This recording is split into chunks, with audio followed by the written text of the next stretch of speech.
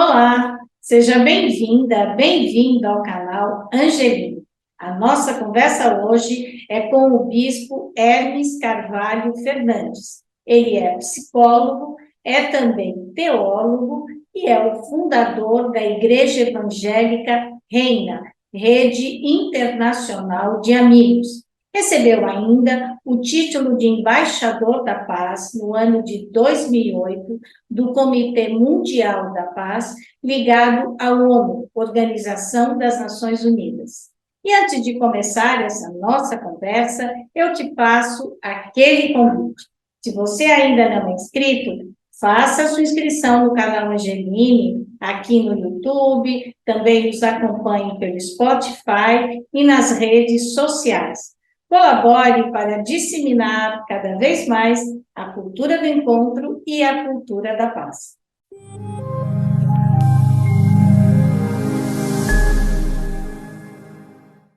Bispo Hermes Carvalho Fernandes, fundador da Reina, Rede Internacional de Amigos. É um prazer recebê-lo aqui no canal Angeline. Muito obrigada por ter aceitado o nosso convite. Olá, Cris, é uma alegria estar aqui com você. Eu fiquei muito lisonjeado com o convite e eu tenho certeza que esses próximos minutos serão bem produtivos. Eu espero que alcance muita gente, que muita gente possa, usando um jargão religioso, ser abençoada através dessa transmissão. E, nossa, ter uma pessoa como o senhor realmente é um prazer aqui no canal Angeline, um privilégio. O senhor recebeu o título de Embaixador da Paz em 2008. Então, a gente começar aqui o ano de 2023 falando com uma pessoa como o senhor, nossa, de fato é uma bênção aqui para o canal Angeline. Me fale, como é que foi receber esse título? Olha, esse título, eu confesso para você que eu recebi com gratidão, obviamente, mas eu preferi transferi-lo para a equipe que trabalha comigo, para os voluntários que trabalham conosco nos nossos projetos sociais. Então, geralmente, eu não faço sequer menção do título, mas eu fico honrado, obviamente, agradeço a você pela menção, mas não fosse o trabalho daqueles que têm arregaçado as mangas para promover o que nós chamamos de choque de amor, que é o trabalho que a gente faz em várias comunidades do Rio de Janeiro, que já há 9 anos atende a comunidade do antigo lixão de Jardim Gramacho, e eu me senti assim extremamente honrado quando recebi, mas como disse, preferi transferi-lo para todos os nossos amigos e irmãos que tanto trabalham para que esta chama jamais se apague. Agora, bispo, eu queria que o senhor explicasse qual que é o ramo da sua igreja, que é a Reina, a Rede Uhum. Internacional de Amigos. Ela vem do ramo evangélico e eu gostaria que o senhor contasse um pouco sobre ela.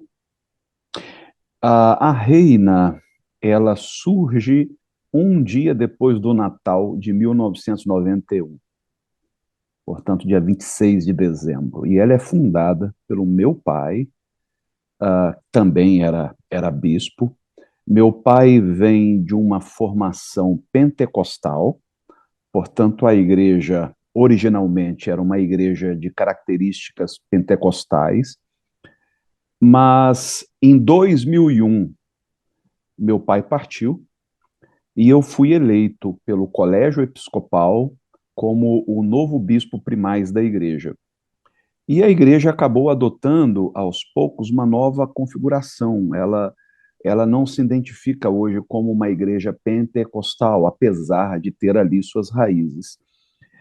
Durante algum tempo, nós nos aproximamos muito do segmento anglicano, e eu fui, inclusive, sagrado bispo nos Estados Unidos, numa cidade no Tennessee, pelas mãos de bispos de tradição anglicana dos 5 continentes.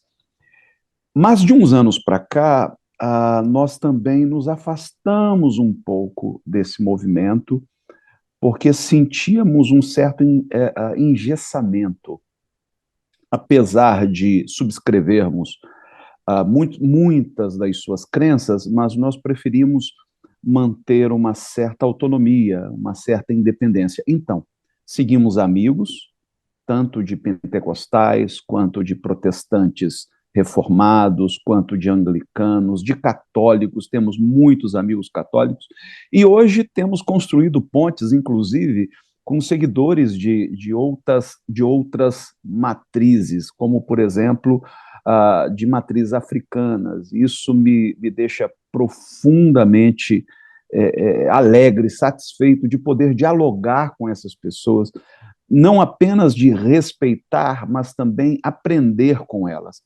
Todos temos alguma coisa para dar, todos temos alguma coisa para receber, e manter esse canal aberto tem sido profundamente gratificante para nós. E quais são os pilares da reina? Os pilares da reina. Bem, nós cremos no Evangelho, nós cremos que Jesus é Deus, que se humanizou, que caminhou entre nós.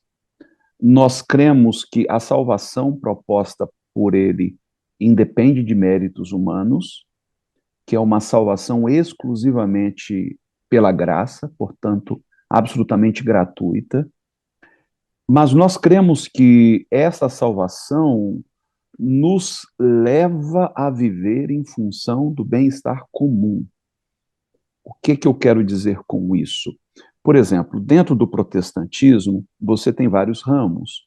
E quando você fala de salvação, você tem um ramo que se chama calvinista e um ramo que se chama arminiano. Os arminianos são aqueles que creem que a salvação ela seria meio a meio. Deus entraria com uma parte, o ser humano entraria com outra parte. O calvinista acredita que não, que a salvação é obra inteiramente de Deus e que Deus teria alguns predestinados, pessoas que são eleitas, mesmo antes da fundação do mundo, para alcançarem a salvação. Eu estive nos dois lados, né? Eu cresci arminiano, porque meu avô era pastor das Assembleias de Deus, mas já depois de ordenado pastor, eu me aproximei do calvinismo e por muitos anos eu defendi a ideia de que, de fato, Deus teria um grupo especial, seleto, escolhido a dedo por ele. Hoje eu alcancei uma consciência diferente. Eu até creio que Deus tenha pessoas a quem ele escolheu com algum propósito. Todavia, ele escolhe alguns para o bem de todos, não para o bem de um grupo seleto. Então, você vai encontrar na Bíblia, por exemplo, a saga dos patriarcas, né? Você vai encontrar a história de Abraão. Deus escolhe Abraão e diz a ele: através de você serão abençoadas todas as famílias da terra. É essa a mentalidade que nós encontramos em Jesus. Se alguns são escolhidos, não foram por seus méritos, por suas obras, mas única e exclusivamente pela graça de Deus, mas com o propósito de serem um canal de bênção para todos indistintamente. Então, ninguém está fora do escopo da graça de Deus. Todos são incluídos, independentemente de origem étnica, independentemente de orientação sexual, de gênero ou de qualquer outro fator. Todos são alvos da graça de Deus. Estes, eu diria, são os pilares. Além disso, se me permite, nós acreditamos e enfatizamos muito o que seria o reino de Deus, que difere em muito do reino dos homens. Porque o reino dos homens está estabelecido sobre o poder, a coação. Já o reino de Deus tem como base o amor. Então, é absolutamente diferente. Não é algo hierarquizado. Não tem alguém no topo da pirâmide se locupletando da base. O reino de Deus toma contramão de tudo que há nesse mundo. Por isso, Jesus o enfatiza tanto através das parábolas. Por isso, Jesus diz que no reino de Deus, os últimos seriam os primeiros. O menor seria o maior. Quer dizer, ele inverte, ele subverte a ordem. E ele diz aos discípulos: entre vocês vai ser diferente. Ninguém vai querer ser o maioral. Infelizmente, hoje, o que nós encontramos em muitos segmentos ditos cristãos é a inversão disso. É a ideia de que quem está em cima deve ser especialmente honrado, deve ser quase que idolatrado. E isso faz com que surjam exploradores da fé, gente que se locupleta da ingenuidade alheia. Nós precisamos voltar ao início de tudo, retomar a mensagem original do Cristo, cuja ênfase não era outra que não seja ou que não fosse o amor. Porque o amor, não é? Ele é misericordioso. Então, Sim. se Deus é esse ser que fica lá com um chicotinho, então, como é que a gente vai viver, não é? Uhum. É verdade, é verdade. Você sabe que um grande mal-entendido, que infelizmente, né, muita gente abraçou, é a ideia de um Deus torturador, de um Deus que tem uma câmara de tortura, que a tradição chama de inferno. Um Deus que é algoz, que é sádico, que parece se divertir com o sofrimento do ser humano, com aqueles que não fazem a sua vontade. E Jesus veio corrigir essa percepção que as pessoas tinham de Deus. Tanto que Jesus introduz a ideia de paternidade divina. Quando Jesus se dirige a Deus chamando-o de Pai, para nós soa tão familiar que a gente cresceu dentro de uma cultura católica. A gente aprendeu desde o início a rezar o Pai Nosso. Então, isso parece não gerar em nós nenhum tipo de impacto. Mas para os judeus contemporâneos de Jesus, isso era um escândalo. Como assim? Deus era o rei, o soberano, o Senhor, o Adonai.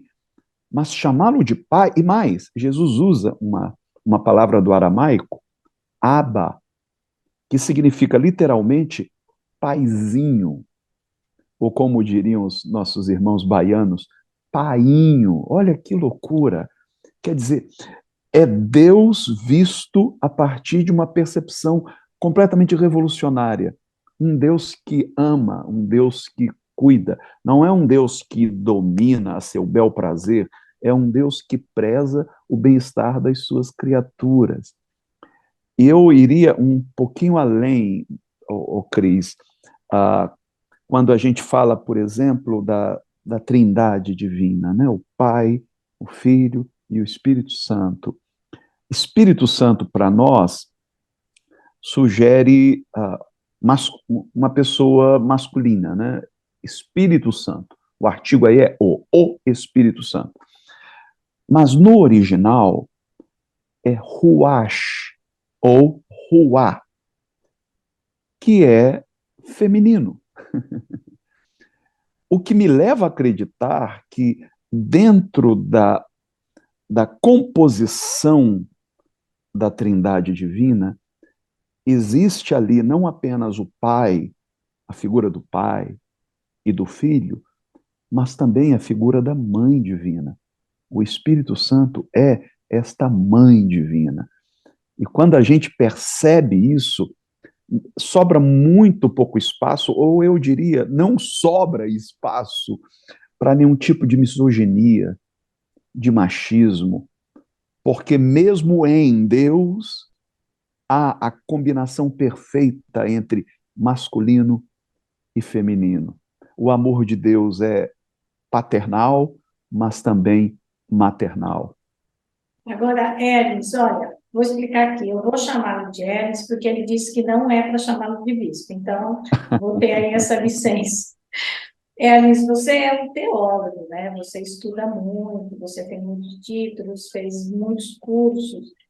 Eu sempre digo uma coisa, eu não fiz teologia, que eu tenho cá para mim que Jesus marca a civilização.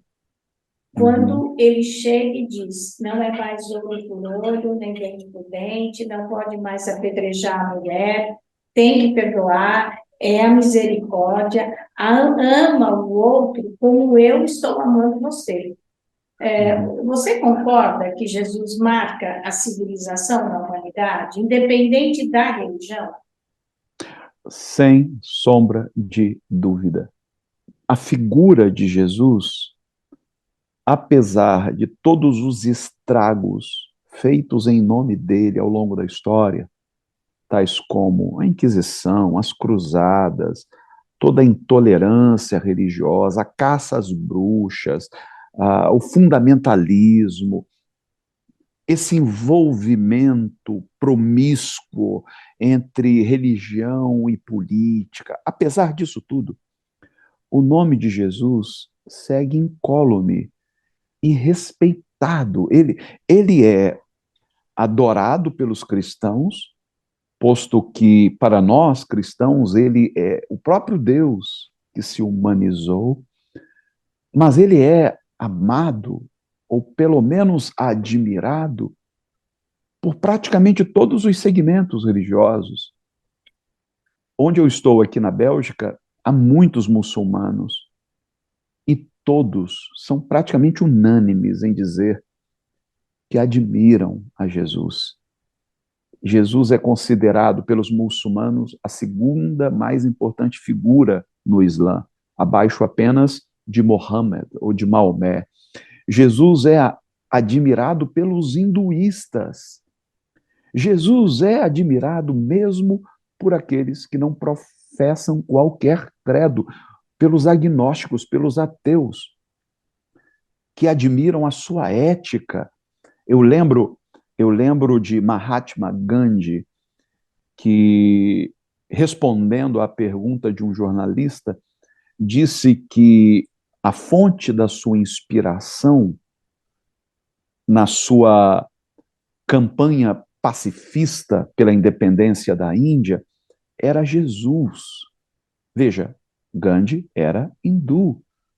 Ele foi capaz de dizer que se todas as bibliotecas do mundo fossem incendiadas, mas que se preservasse apenas o Sermão da Montanha, que é o mais célebre sermão pregado por Jesus, a humanidade não teria perdido nada. Mas Gandhi também disse que o problema não são, ou melhor, não é o Cristo, mas aqueles que se dizem seus seguidores. Ou como diríamos hoje, Cristo é demais, o que estraga é o fã-clube.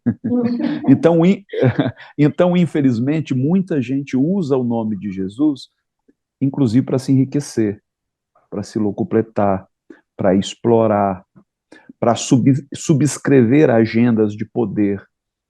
Mas não é por isso, não é por causa de todo o abuso feito no nome dele, que nós vamos deixar de amá-lo, de enxergá-lo da maneira como ele emerge das páginas dos evangelhos. Jesus realmente é incomparável. É mesmo, né? Porque quando você fala em Jesus, todo mundo já dá uma parada, né? Você tem toda a razão, todas as religiões respeitam, não há como, né? Não há como ficar contra, na verdade. Né? Agora, Hermes, a reina acredita que acontece o quê depois que a gente morre? Bem, existem várias teorias e, sinceramente, todas ficam no campo da teoria. Não há como comprovarmos nada. É um salto de fé. É a chamada aposta de Pascal. Nós simplesmente apostamos as últimas fichas naquilo que cremos. Podemos estar errados? Sim. Por isso que eu não ouso dogmatizar. Na reina, todo dogma está sujeito à revisão, inclusive à luz da ciência. Nós temos, assim, um apreço muito grande pela ciência. Questões como a teoria da evolução das espécies, para nós, é ponto pacífico. Mas quando entra nesse campo que você colocou, de vida após a morte, como nós temos a Bíblia como sendo o fundamento da nossa fé, nós recorremos a ela em busca de respostas. E há várias interpretações possíveis. Por exemplo, há parte do cristianismo que acredita que quando deixamos esta vida, nós vamos para uma sala de espera, onde aguardamos o dia do juízo final, quando Cristo virá a julgar a todos. Não é o que nós na Reina cremos. Por quê? Porque nós acreditamos que quando deixamos a temporalidade, esse tempo, nós adentramos uma esfera atemporal. E na esfera atemporal não há espera, sabe? Não faz sentido. Eu acredito até que uma compreensão rudimentar da física quântica nos ajudaria a entender isso. Para você ver como é interessante esse diálogo entre ciência e fé. Se eu deixei o tempo e o espaço, se eu deixei esse corpo e agora eu sou uma consciência pura, eu adentrei a atemporalidade.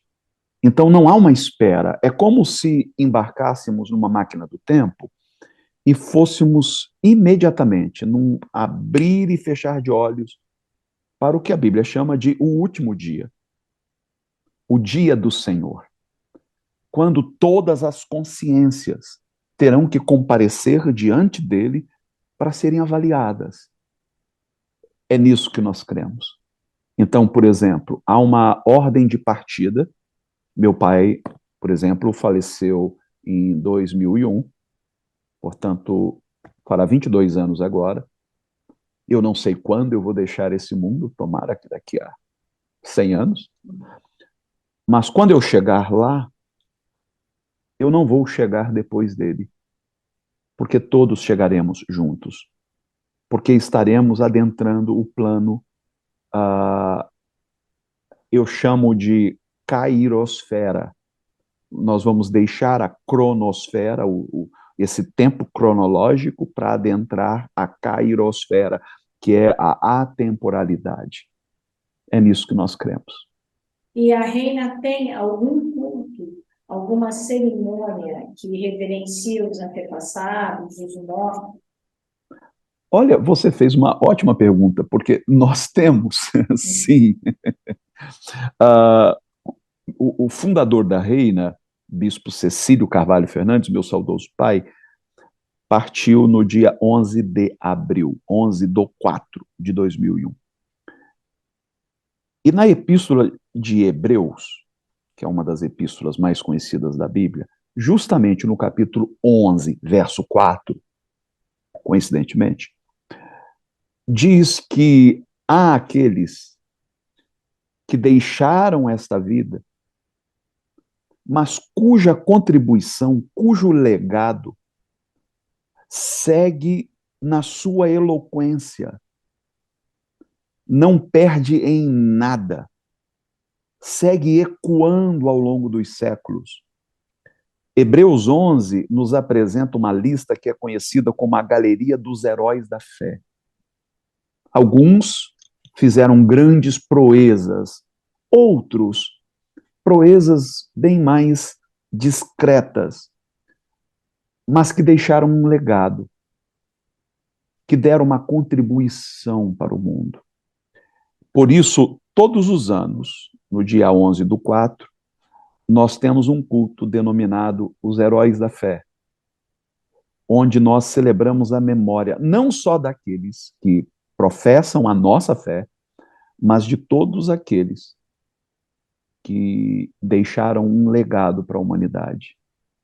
Então, nós já tivemos ali a oportunidade de citar gente da ciência, como Einstein, só dando aqui um exemplo, gente de outros credos, como eu citei, o Mahatma Gandhi, gente como o pastor Martin Luther King Jr., que era um pastor batista, professava a fé protestante, e tantos outros, Madre Teresa de Calcutá, João Paulo II, enfim, não faltam pessoas nesta enorme galeria que, que merecem ser relembradas para que o seu legado siga inspirando novas gerações a lutarem como eles lutaram para alcançar um mundo mais justo, mais harmonioso e em paz.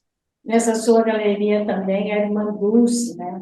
Irmã Dulce, sem dúvida alguma. Trabalho na Bahia, que é exemplar. Verdade, verdade. Agora, Hermes, vocês também celebram o pão e o vinho? Vocês fazem com pão e vinho ou vocês fazem com pão e suco de uva? Vocês relembram a última ceia? Sim, sem dúvida, e com uma frequência mensal. Mesmo durante a pandemia, nós mantivemos a celebração online, onde pedíamos que cada família providenciasse o seu pão e o seu cálice, que pode ser tanto de vinho quanto de suco de uva, não faz diferença para nós. Entretanto, há uma diferença na maneira como nós encaramos este sacramento. Por que isso? Para a Igreja Católica Apostólica Romana, acontece um milagre chamado transubstanciação, quando o pão se transforma no corpo e o vinho se transforma no sangue de Jesus. Apesar de nós respeitarmos, mas não é assim a nossa percepção. Respeitamos muito, mas não percebemos dessa maneira. Dentro da tradição protestante, existe a consubstanciação, que Martinho Lutero ensinava, de que o pão segue sendo pão, mas existe ali a presença real do corpo de Cristo. O vinho segue sendo vinho, mas existe ali a presença real do sangue de Cristo. Também respeitamos, mas também não é a nossa compreensão.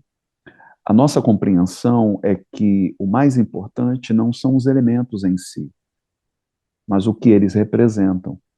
É o gesto, é o partir o pão. Não adianta a gente participar da missa ou do culto eucarístico, receber ali o pão consagrado, o cálice, e continuarmos numa vida autocentrada, sem estarmos dispostos a partilhar o que temos. Quando Jesus diz, isto é o meu corpo, ele reparte o pão. Isso quer dizer que quando eu reparto o que tenho com o meu semelhante, eu estou compartilhando a minha própria vida. Então a gente busca ir além da cerimônia. A cerimônia é um lembrete. Por isso que Jesus diz, fazer isto em memória de mim. Quer dizer, para que vocês não se esqueçam que é assim que se vive, é partindo o pão. E se você me permite, há uma história relatada pelo evangelista Lucas, que eu acho muito interessante. Assim que Jesus ressuscitou, Jesus encontra dois discípulos num caminho de Emaús, mas eles não o reconhecem. E Jesus vai conversando e perguntando por que eles estavam tristes, e eles dizem, porque o nosso mestre foi crucificado e tá.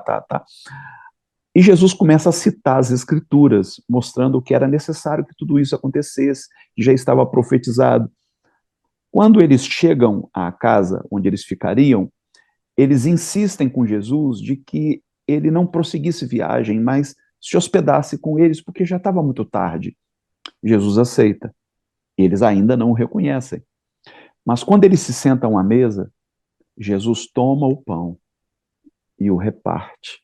Naquele momento, eles reconhecem Jesus. Mas aí Jesus desaparece. O que eu acredito? O mundo vai reconhecer Jesus em nós, seus seguidores, quando nós nos dispusermos a repartir o nosso pão. Jesus disse, nisso conhecerão todos que sois meus discípulos, se vos amardes uns aos outros. Não é fazer do amor um discurso, mas fazer dele um percurso. É amar dividindo o que tem, compartilhando o que recebeu. Nossa, é lindo e profundo essa sua fala, né? Hermes, e para poder participar da cerimônia do pão e do vinho, a pessoa precisa passar por algum tipo de confissão ou de uma conversa com o bispo, com o pastor, ou ela faz uma confissão sozinha, só ela e Deus. Como é que é? Bem, não é uma condição sine qua non. Nós estimulamos as pessoas a examinarem sua própria consciência, verificarem se há ali alguma coisa que destoe dos ensinamentos de Jesus. E uma vez sendo detectada, as pessoas devem confessar a Deus. É claro que há pessoas que preferem recorrer ao sacerdote, se sentem em paz, externando aquilo que estão sentindo, que estão vivendo, e compete ao sacerdote ouvi-las, orientá-las. Mas se o sacerdote não tomar os devidos cuidados, ele pode ser visto como um mediador entre a pessoa e a divindade. E nós não queremos que isso aconteça. Nós queremos que as pessoas aprendam a falar diretamente com Deus. O pastor, no caso, está ali apenas como um mentor, um orientador, um facilitador, e não alguém que faz intermediação. Então, isso para nós é muito importante. Agora, quando a pessoa chega na Santa Ceia, que a gente chama assim, né, ou ceia do Senhor, o culto eucarístico, no momento da distribuição dos elementos, ninguém é vetado. Os assistentes de culto oferecem igualmente a todos. E compete à pessoa decidir participar ou não. Ela fica inteiramente à vontade. E ninguém vai perguntar se ela professa a mesma fé ou se ela vem de outra religião. Ninguém vai perguntar. O importante é que ela se sinta acolhida, porque a mesa não é nossa, a mesa é do Senhor. E a mesa do Senhor inclui a todos, ninguém fica de fora. E a Igreja Reina, ela, ela é, porque agora o senhor está fora do Brasil, né? Então, tem também uma igreja aí, ou ela é só uma igreja brasileira, ou ela tem outras partes do mundo? No momento, ela é uma igreja brasileira. Uhum. A maioria das nossas congregações se encontra no Rio de Janeiro, entre a capital, né, a cidade maravilhosa, a Baixada Fluminense, a Zona Oeste, a região serrana. E nós temos também uma congregação em São Paulo. Fora disso, nós temos pequenos grupos, nós temos uma família morando na Califórnia, uma família morando em Chicago, nós temos uma família de pastores, inclusive, morando em Portugal, e aqui na Bélgica nós temos muitos amigos. Eu estou agora mesmo hospedado na casa de uma família amiga. Domingo eu vou pregar para um grupo, são várias famílias que se reúnem dentro de um ambiente doméstico para ouvir. No domingo seguinte, domingo agora eu vou estar em Bruxelas, no domingo seguinte eu vou estar na cidade de Bruges. E assim eu vou me deslocando pela Europa, pregando tanto para grupos maiores, para igrejas de outras denominações que nos convidam, quanto para grupos menores. Para a gente não faz diferença se são 500 pessoas, 1.000 pessoas, ou se são 10 pessoas, porque para Deus o que conta é cada vida de per si. Deus não lida com multidões, Deus lida com pessoas. Isso para a gente é muito importante. E aí, quando uma pessoa que participa da renda, né, qual é a conduta que ela deve ter? Porque alguma coisa, não é que eu diria é uma exigência, mas é uma orientação da igreja, né, do comportamento daqueles fiéis. E qual é essa orientação? Bem, nós preferimos não impor nenhum tipo de regra.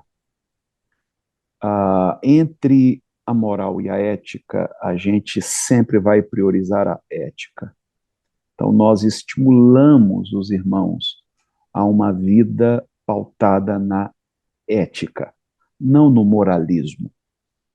Ah, e é claro, né, sempre a gente vai se deparar com pessoas que não conseguem se adequar a esta ética.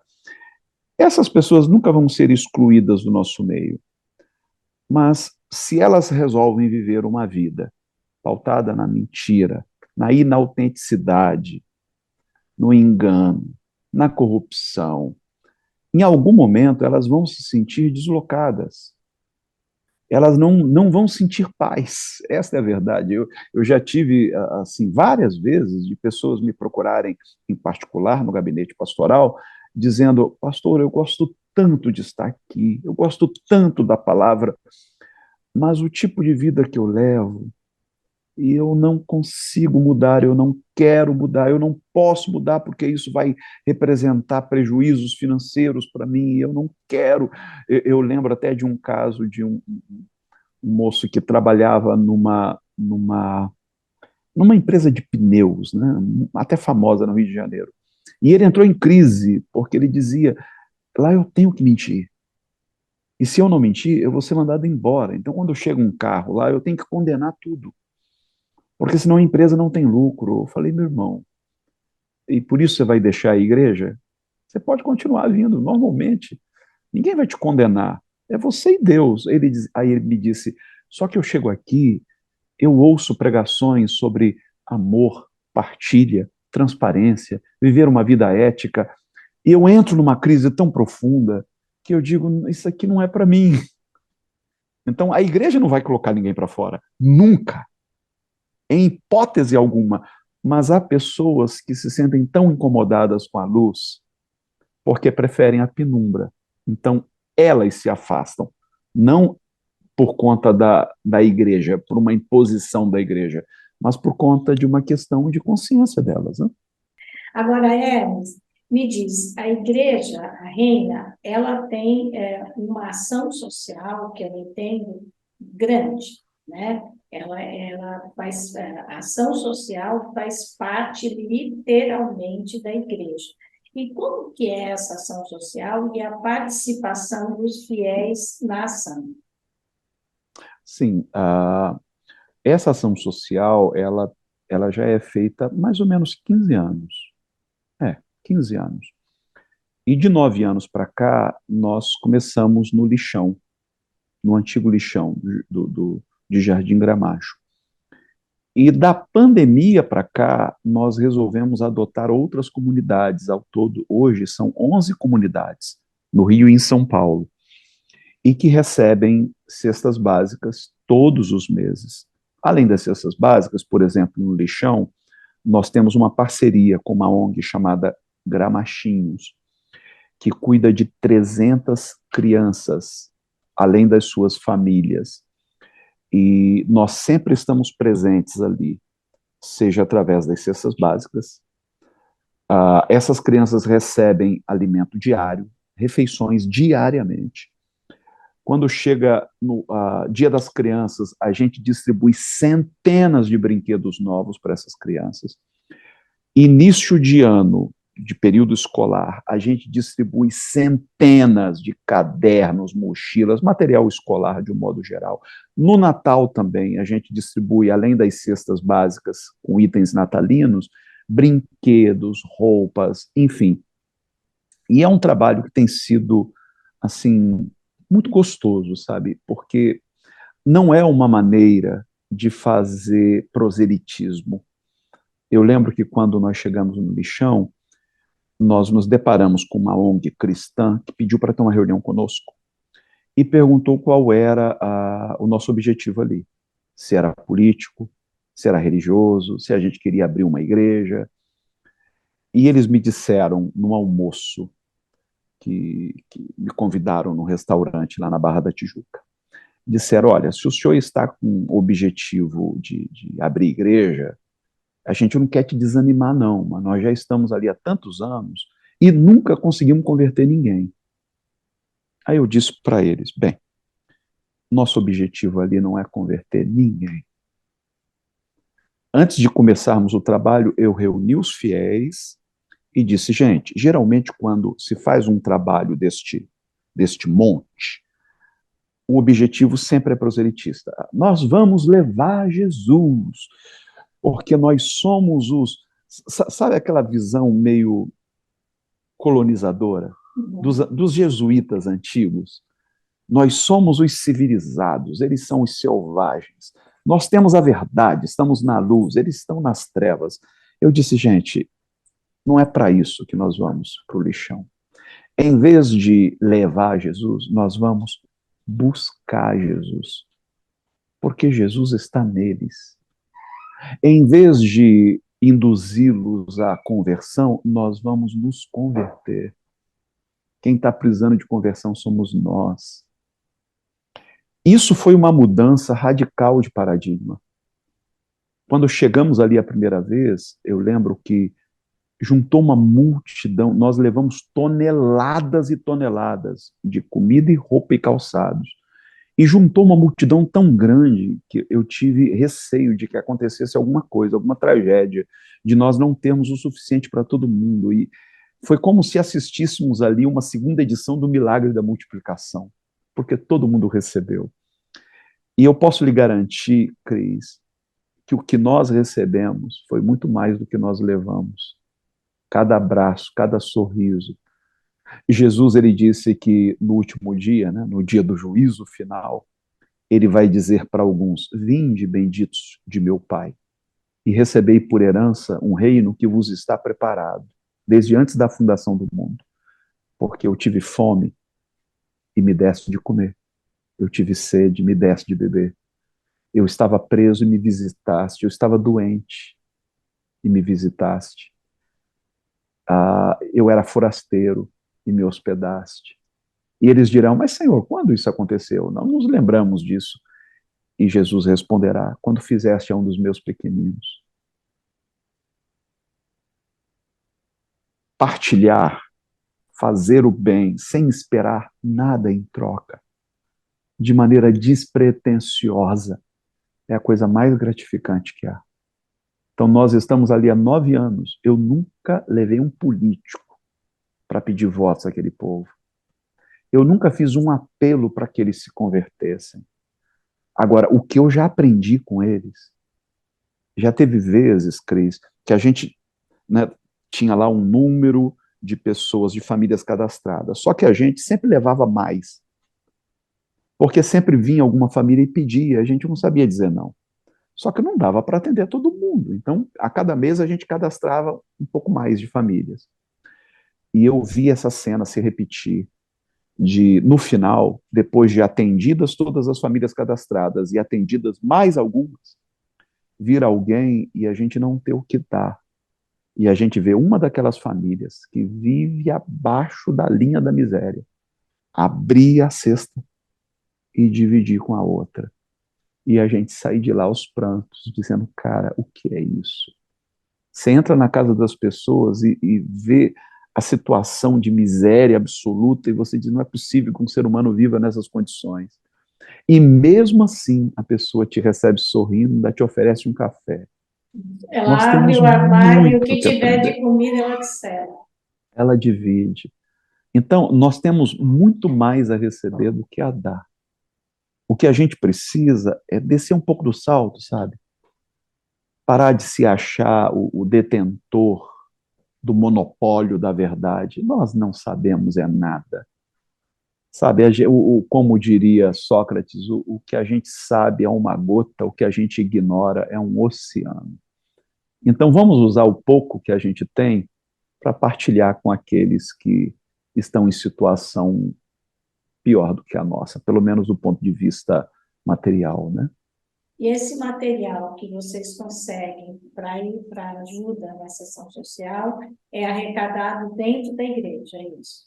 Sim, inicialmente era arrecadado dentro da igreja. A partir da pandemia, quando nós fechamos todas as nossas congregações, por 2 anos nós as mantivemos fechadas, isso foi, assim, um baita desafio para nós. Eu comecei a arrecadar através da internet. a pedir às pessoas que pudessem ajudar, enviar, quando surgiu o Pix, né, faz uma transferência, o que você puder fazer, enfim. E as pessoas começaram a se mobilizar de maneira que o trabalho não parou, pelo contrário, o trabalho cresceu. Então, hoje, nós mobilizamos tanto aqueles que assistem presencialmente aos nossos cultos, quanto aqueles que nos acompanham através da internet. Por isso que a gente ampliou, em vez de atender uma única comunidade, hoje atendemos 11, porque as pessoas começaram a contribuir. Nossa, é bem interessante, né? Porque, na verdade, é o que eu chamo aí de o cristianismo na prática, né? Sim. Porque eu sempre falo aqui, mas ele é muito meu amigo, e eu sempre repito, o padre Juarez de Castro, ele diz assim, a pessoa fala assim, ai, que delícia ficar aqui dentro da igreja, eu por mim ficar, ele diz, nada disso, a missa começa quando você sai da igreja, e é bem isso mesmo, porque é muito fácil, né? Você louvar, pedir a Deus, chorar, falar em nome de Deus, mas viver o real e ser cristão lá no real é difícil, né? Sim, é um desafio, é um desafio. E é para isso que Jesus nos envia o seu Espírito Santo, para nos habilitar a reproduzir no mundo a sua vida. Até o termo cristão, que surgiu na cidade de Antioquia, surgiu como um termo pejorativo, era um bullying, na verdade. Mas cristão, apesar de parecer ser superlativo, né, cristão, na verdade é cristino. Quer dizer, os moradores da Antioquia enxergaram nos cristãos aqueles que buscavam reproduzir no mundo a vida de Cristo. E é isso que a gente tem que fazer. Como disse também aqui no canal Angelino, o pastor Henrique Vieira, que também é do Rio de Janeiro, né?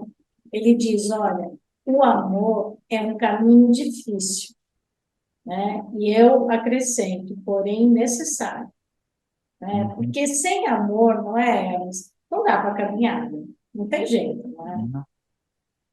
A Legião Urbana cantava uma canção inspirada no capítulo 13 da primeira carta de São Paulo aos Coríntios, que diz: ainda que eu falasse a língua dos homens, que eu falasse a língua dos anjos, sem amor eu nada seria. É só o amor, é só o amor. E é isso mesmo, é só o amor. O resto é elucubração humana. Cristianismo não é um amontoado de dogmas que a gente simplesmente subscreve, assente intelectualmente. Cristianismo é prática, é se dar. E é se dar sem esperar.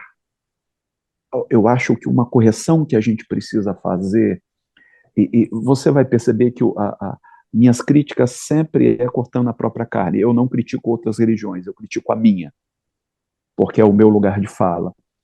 E uma das correções que a gente precisa fazer é a ideia de que Deus é alguém que nos suborne com bênçãos e nos chantageia com maldições.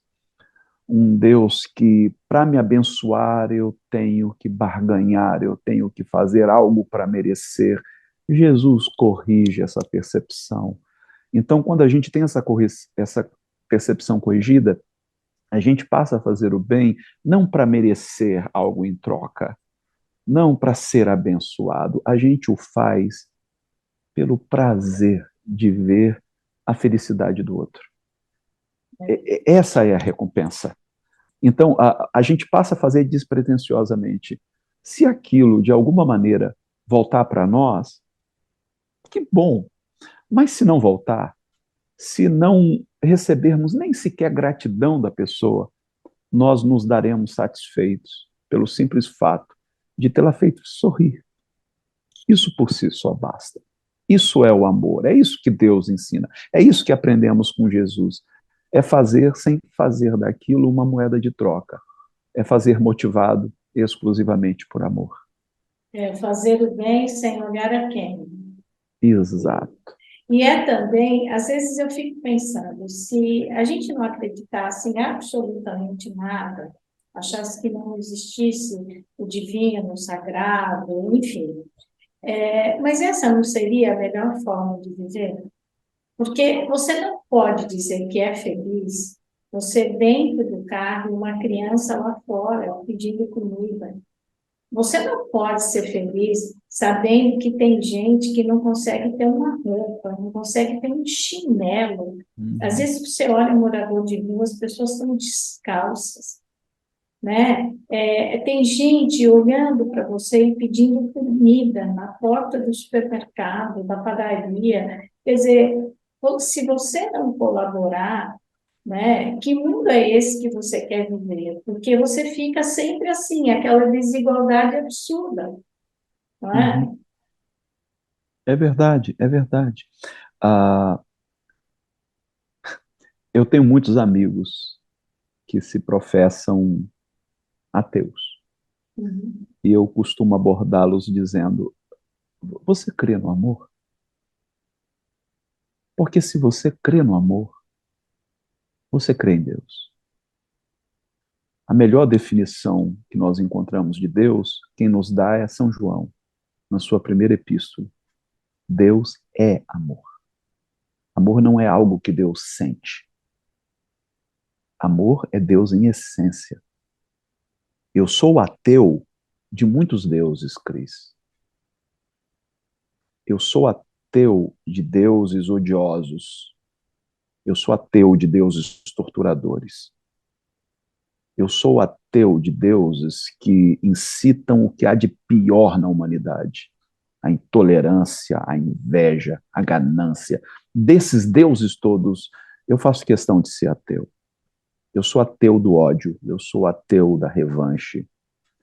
Eu creio no Deus do perdão.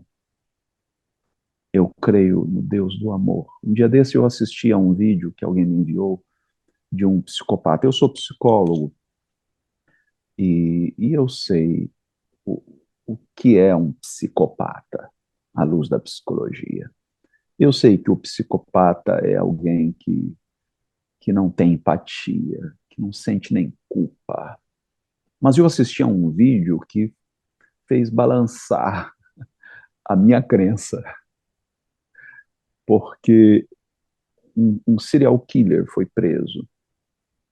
E no dia que ele foi levado a júri popular, permitiram que os parentes das vítimas se desabafassem com ele no tribunal.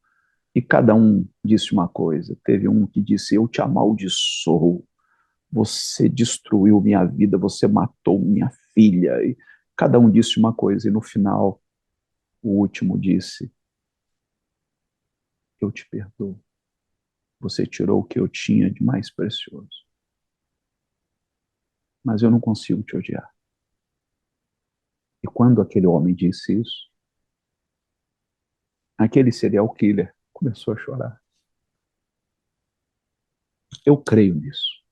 Eu creio no amor capaz de curar qualquer psicopatia. No amor capaz de converter os homens, não a um credo, mas converter os homens uns aos outros. Não há conversão vertical que prescinda da conversão horizontal. Por isso que o símbolo do cristianismo é a cruz. São duas hastes. A vertical representa a nossa conversão, a nossa fonte primeva, a Deus, mas a horizontal significa a nossa conversão a todas as criaturas, não só humanas, mas a todas as criaturas. Nós somos uma grande família. E enquanto não nos dermos conta disso, o mundo seguirá sendo o que é. Esse, esse caos, esse mar de intolerância. Por isso que o chamado do Evangelho é um chamado à conversão. Não é conversão no sentido de simplesmente assentirmos intelectualmente e abraçarmos um conjunto de dogmas, mas conversão no sentido de, como disse São Paulo, termos o mesmo sentimento que houve em Cristo. Se você me permite, Cris, essa semana eu estava pensando sobre os atributos de Deus. Onipotência, onipresença, onisciência, um Deus que tudo pode, um Deus que tudo sabe exaustivamente, um Deus que está em todos os lugares. Mas eu percebi que faltava uma definição para Deus ali. Um Deus que tudo sente.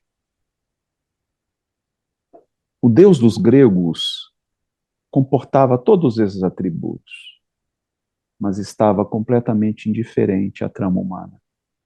O Deus revelado por Jesus até comporta esses atributos, mas ele vai além dessa concepção humana, porque ele é um Deus que tudo sente, ele é um Deus que sofre, ele é um Deus que chora, ele é um Deus que sabe o que é ser humano, porque experimentou na pele ser humano. Por isso São Paulo diz que tenhais todos o mesmo sentimento que houve em Cristo. A gente pode divergir em opiniões, Cris, porque a gente vem de tradições diferentes. Eu não posso querer que um hindu pense como eu, tenha a mesma cosmovisão que eu. Ele vem de um background completamente diferente. Mas mesmo divergindo em opiniões, nós podemos ter o mesmo sentimento. E é isso que nos une. Eu prefiro concentrar no que nos une do que concentrar naquilo que nos divide. A gente precisa agregar, né? Agregar essa coisa do sentir, é como quando você dá um presente para uma pessoa, né? Você pode dar assim, um botão de flor, um abraço, mas o sentimento com que você faz isso é como se ela tivesse ganho uma fortuna, né? E às vezes a pessoa dá um belo de um presente, digamos assim, monetariamente, um presente caro, mas a forma como ela entrega era melhor do que dar, né? Porque tudo depende da maneira como você se porta e o que você sente. Sim, sim. Eu já vi, por exemplo, muitos colegas dizerem: amar não é um sentimento. Você tem que amar porque Deus mandou amar. Isso me causa desculpe, mas me causa um asco. Porque você transforma a fé numa coisa racional, sabe? Sem emoção, sem sentimento. Não é assim que eu vejo Jesus. Eu vejo, por exemplo, quando Jesus curava, os evangelistas faziam questão de frisar, e movido de íntima compaixão, curou o cego. Nunca era uma demonstração de poder. Jesus nunca se preocupou em, olha como eu sou poderoso. Pá! Nunca. Quando ele andou sobre as águas, ele queria socorrer os discípulos que estavam quase afogando. Não era para dizer, olha como eu sou capaz de anular uma lei da física. Nada disso. E uma E eu acho que a figura gente... bíblica, desculpa, e uma figura bíblica que também me chama a atenção nessa mesma linha é a de João Batista, né? João Batista, primo de Jesus, né? O comportamento de João Batista, eu entendo como um comportamento totalmente ético e de fé. E tendo a noção que Jesus era Jesus e ele era João Batista, né? Não sei se tu Você não vê concorda. rivalidade, não havia Tá? rivalidade. E nem uso, João Batista nunca usou o fato de ser primo de Jesus, né? Pelo Verdade. menos eu nunca vi isso, né? Verdade. E você sabe, né? Entre primos sempre tem uma rivalidadezinha. E o que você encontra na relação entre João e Jesus é algo tão diferente, tão singelo. Quando Jesus vem ser batizado no Jordão, João Batista diz: Este é o Cordeiro de Deus que tira o pecado do mundo. Eu não sou digno nem de amarrar as suas alparcas. E isso custou caro para ele. Porque a partir daquele dia, seus seguidores o deixaram e foram seguir Jesus. Quer dizer, ele deu um tiro no pé. Mas o próprio Jesus depois diz: entre os nascidos de mulher, nunca houve um tão grande quanto João. Quer dizer, e isso porque alguém veio querer colocar, né? colocar fogo ali, dizer, oh, Jesus, João está fazendo isso, ou alguém disse para João, Jesus está fazendo aquilo, e eles não caíam na pilha. Pelo contrário, porque entendiam que cada um tinha uma missão a cumprir. Ninguém é melhor do que ninguém, cada qual no seu quadrado, cumprindo a sua missão, o seu propósito de vida. Nossa, olha, Bispo Elas, é uma delícia conversar com você. Eu queria saber se para essa nossa conversa aqui tem alguma coisa que você gostaria de dizer que eu não te perguntei. Ah, gente, eu acredito muito num Deus teimoso, num Deus que não desiste das suas criaturas. E se o Deus a quem amamos não desiste de nós, que direito temos de desistir uns dos outros? Então eu quero terminar aqui a minha participação dizendo: não desista de si, não desista dos demais.